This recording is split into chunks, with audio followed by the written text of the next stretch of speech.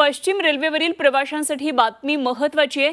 मुंबई लोकलमध्ये प्रवास करताना आता मेट्रो सारख्या नियंत्रित प्रवेशाची अंमलबजावणी केली जाणार आहे। रेल्वेकडून पश्चिम रेल्वेच्या 12 स्थानकांवर पायलट प्रकल्प राबवण्यात येणार आहे। अधिक सुरक्षा आणि स्थानकांवरील गर्दी नियंत्रित करण्यासाठी आता मेट्रो प्रमाणे लोकल रेल्वे स्थानकावर देखील नियंत्रित प्रवेशाची अंमलबजावणी करण्यात येणार आहे। पश्चिम रेल्वेने त्यासाठी मुंबईतल्या 3 स्थानकांची नावे रेल्वे बोर्डाकडे पाठवलेली आहेत। अंधेरी, बोरिवली आणि वांद्रे टर्मिनल्स या स्थानकांवर येत्या काळामध्ये प्रवाशांच्या नियंत्रित प्रवेशासाठी व्यवस्था निर्माण करण्यात येईल। सध्या तरी हा पायलट प्रोजेक्ट आहे। जर यामध्ये यश मिळालं तर मुंबईतल्या अन्य स्थानकांवर देखील या उपाययोजना करण्यात येतील।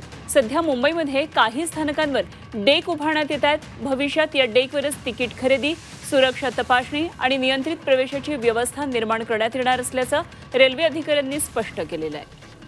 तेव्हा या प्रणालीमुळे नेमके फायदे काय होतील तेही एकदा आपण पाहूया ग्राफिक्सच्या माध्यमातून। नियंत्रित प्रवेशामुळे प्लॅटफॉर्मवर होणारी अनावश्यक गर्दी कमी होणार आहे। विना तिकीट प्रवास करणाऱ्या व्यक्तींवर नियंत्रण ठेवता येईल। ही सगळी मेट्रो सारखी तिकीट आणि सुरक्षा प्रणाली असेल। नव्या डेकवर तिकीट खरेदी, तपासणी आणि प्रवेशाची सुविधा एकाच ठिकाणी उपलब्ध होईल। लवकरच पश्चिम रेल्वेवर ही सेवा सुरू होणार आहे। तिकीट तपासणी आणि सुरक्षा तपासणी ही अधिक काटेकोरपणे करता येईल। मुंबईकरांचा प्रवास हा अधिक सुरक्षित होणार आहे।